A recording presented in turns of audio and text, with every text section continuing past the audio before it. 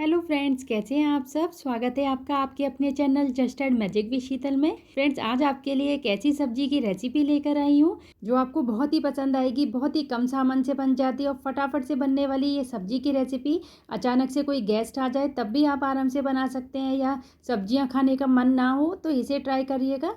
बच्चे बड़े सभी बहुत शौक से खाएंगे। तो चलिए रेसिपी देख लेते हैं। आज हम लहसुनी काजू की सब्जी बना रहे हैं, जिसके लिए मैंने एक बड़ा साइज का प्याज ले लिया है, 2 हरी मिर्च, 2 बड़े साइज के टमाटर। और लहसुनी काजू बना रहे हैं तो इसमें लहसुन ज़्यादा मात्रा में जाता है, इसलिए करीब 12-15 लहसुन की कलियों को छील कर ले लिया है। लहसुन को हम चॉप नहीं करेंगे, इस सब्जी में साबुत लहसुन डाला जाता है।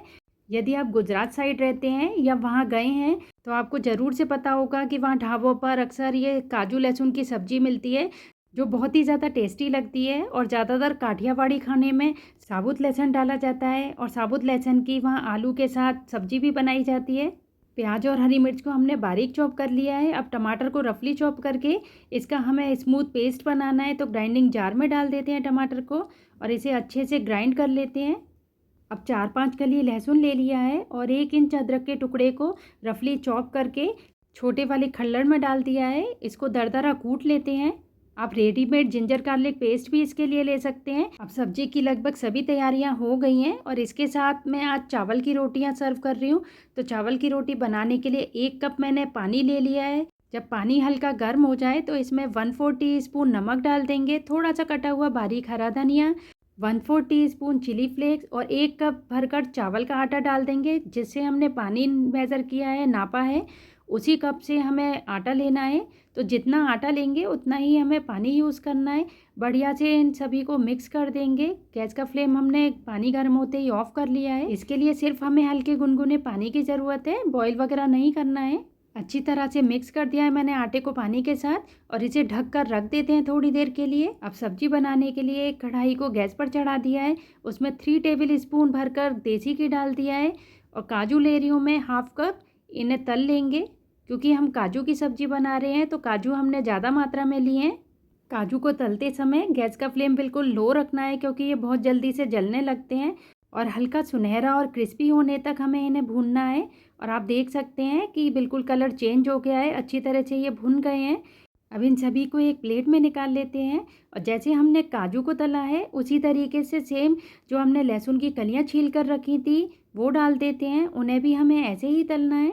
यदि आप लहसुन नहीं खाते हो या कम मात्रा में खाते हो तो लहसुन की कलियों की मात्रा कम भी कर सकते हैं या स्किप भी कर सकते हैं। इसके बिना भी काजू की बहुत बढ़िया मसालेदार सब्जी बनकर तैयार होगी। बस उसका नाम थोड़ा सा बदल जाएगा। ये हम काजू लहसुन मसाला बना रहे हैं, उसे हम सिर्फ काजू मसाला कहेंगे। और जिस तरीके से मैंने काजू को तला था उसी तरीके से देखिए लहसुन को भी हल्का सुनहरा होने तक तल लिया है। अब इस स्टेज पे आपको घी की मात्रा ज़्यादा लग रही हो तो कम कर सकते हैं।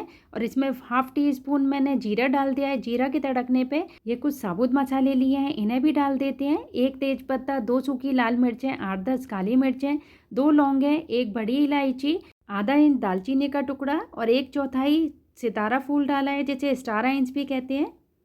सभी को हल्का सा रोस्ट कर लेते हैं। जब ये रोस्ट हो जाए तो जो हमने अदरक लहसुन कूट कर रखा था वो डाल देते हैं इसमें, और उनका कच्चापन निकल जाए तभी जो प्याज हरी मिर्चें काट के रखी थी वो डाल देते हैं।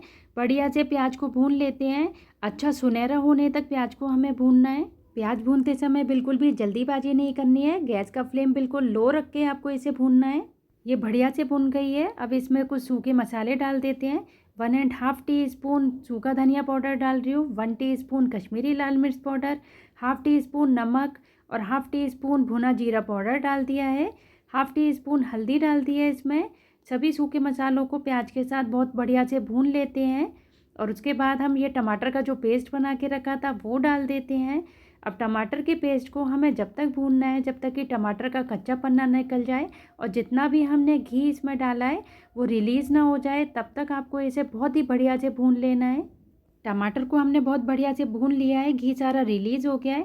इस टाइम पर लहसुन के जो हरे वाले पत्ते इस टाइम आते हैं वो डाल दिए बारीक काट के। 2 टेबल स्पून भुनी हुई दरदरी कुटी हुई मूंगफली डाल दी है। लहसुन और काजू जो भून के रखे थे वो डाल देते हैं इसमें। 1 टीस्पून कस्तूरी मेथी, 2 टेबल स्पून फेंटा हुआ ताज़ा दही, 2 टेबल स्पून घर की ताज़ी मलाई डाल देते हैं। हाफ़ टी स्पून गरम मसाला, 1 टीस्पून अमचूर पाउडर और 8-10 चीनी के दाने डाल देते हैं। ये खट्टे टेस्ट को इसके बैलेंस करेंगे। आप स्किप भी कर सकते हैं यदि आप चटपटा मसालेदार खाते हैं, मीठा आपको बिल्कुल पसंद नहीं है तो स्किप कर दीजिएगा। अब बहुत ही बढ़िया से इन सभी को मिक्स कर लेंगे, अच्छे से भून लेंगे काजू के साथ इन सभी चीज़ों को। मलाई फ्रिज में रखी थी तो हल्की जमी हुई है। मसाले को बहुत बढ़िया से हमने भून लिया है, मलाई भी मेल्ट हो गई है। अब ढककर इसे कम से कम 5 मिनट के लिए ऐसे ही पका लेंगे और आप देख सकते हैं घी सारा रिलीज़ हो गया है। अब इस टाइम पे जितनी आपको ग्रेवी चाहिए उतना आप इसमें पानी ऐड करके इसकी कंसिस्टेंसी को एडजस्ट कर लें। जितना गाढ़ा या पतला आप खाना चाहते हैं, आप इसे राइस, रोटी, पूड़ी किसी के साथ भी खाएंगे, बहुत ही बढ़िया लगती है ये सब्ज़ी।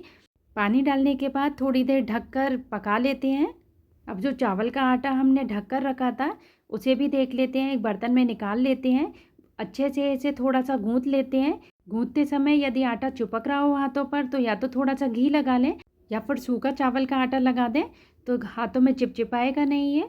इस तरीके से जब हम चावल के आटे की रोटी बनाते हैं तो बहुत ही सॉफ्ट रोटी बनती है। पर यदि आपको क्रिस्पी खाना पसंद है तो मैं आपको यही सजेस्ट करूँगी कि आप वैसे ही चावल के आटे को गूँथ कर और फिर बनाएं। सब्जी बिल्कुल हमारी पककर तैयार है और देखिए कितनी बढ़िया लग रही है सब्जी। हरे धनिया और लहसुन के हरे पत्ते के साथ गार्निश कर दिया है। इस तरीके की सब्जी आपकी रेगुलर मील्स में, रेगुलर जो खाना आप खाते हैं उसमें 4 चांद लगा देगी। आप इसे ट्राई करिएगा, रेसिपी बहुत ज़्यादा पसंद आएगी आपको। आप इसे बच्चों को या हस्बैंड को लंच बॉक्स में भी रख कर दे सकते हैं, या घर में कोई अचानक से गेस्ट आ जाए या कोई छोटा मोटा गेट टुगेदर रख रहे हैं तो ये सब्जी आप ज़रूर से बनाइएगा। दिखने में रिच, खाने में रिच और स्वाद में बेमिसाल है एकदम। और इसके साथ जो मैं कॉम्बिनेशन सर्व कर रही हूँ चावल के आटे की रोटी का, वो तो और भी ज़्यादा बढ़िया है। वैसे तो आप इसे रोटी, चावल, नान किसी के साथ भी खाएंगे तो बहुत बढ़िया लगेगी। अब आटे से लोइयाँ बनाकर इसके ऊपर थोड़ा सा सूखा वाला आटा लगाकर इसको हल्के हाथों से बेलें। किसी भी चिकने सरफेस पे बेलें या फिर इस तरीके से चकले पर बेलें, वो आराम से बिल जाती है, बिल्कुल भी कोई दिक्कत नहीं होती, चिपचिपी नहीं रहती है बिल्कुल भी। बस ज़्यादा आपको इसमें जोर नहीं लगाना है, हल्के हाथों से इसे बेलेंगे तो बीच से टूटेगी नहीं। अदरवाइज़ ये इतनी हल्की होती है कि बीच से टूटने का डर रहता है रोटी को। और आप देख सकते हैं कितनी पतली ये मैंने आराम से रोटी बेल कर तैयार कर ली है। वैसे मैं आपको बता दूं कि इस तरीके से मैं पहली बार बना रही हूँ। ज़्यादातर मैं चावल के आटे को सिंपली गूँथ कर और फिर उसकी रोटी बनाती हूँ। वैसे बहुत ज़्यादा क्रिस्पी बनती है और इस तरीके से सॉफ्ट बनती है। ये रेसिपी इंटरनेट पे बहुत ज़्यादा वायरल हो रही थी तो सोचा आज इसी तरीके से बनाकर देखते हैं। और तवे पे मैंने देखिए रोटी को डालकर बहुत अच्छे से सेक लिया। उसके बाद मैं आपको गैस पर सेक के दिखा देती हूँ। गैस पर भी आप बहुत अच्छे से इसे सेक सकते हैं और डायरेक्ट तवे पर सेकना चाहते हैं तो तवे पर भी सेक सकते हैं। घी लगाकर इसे गर्मा गर्म सर्व करते हैं और इस सब्ज़ी के साथ ये कॉम्बिनेशन बहुत ही बढ़िया लगता है।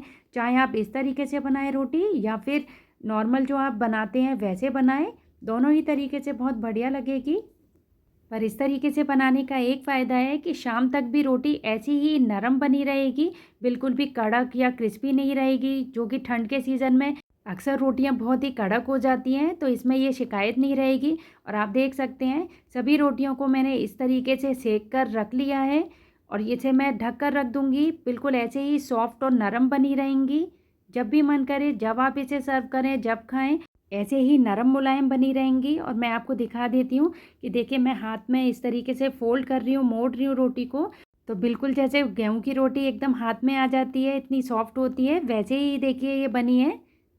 सब्जी हमारी तैयार है और रोटियां भी गर्मा गर्म तैयार हैं। तो चलिए प्लेटिंग कर लेते हैं, सर्व कर लेते हैं इसे। तो इस विंटर सीज़न आप भी इस रेसिपी को ट्राई करिए और आपको रेसिपी कैसी लगी मुझे कमेंट करके ज़रूर से बताइएगा।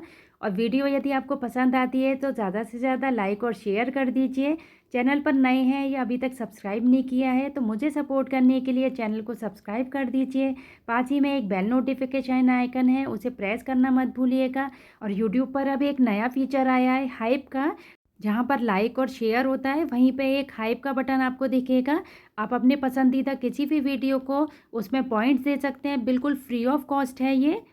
तो रेसिपी आपको पसंद आती है तो वीडियो को हाइप करना मत भूलिएगा। और ऐसी ही और रेसिपीज़ के लिए मुझे फेसबुक और इंस्टाग्राम पर भी फॉलो करते रहिए। फिर मिलती हूँ एक नई रेसिपी के साथ। Thank you for watching friends.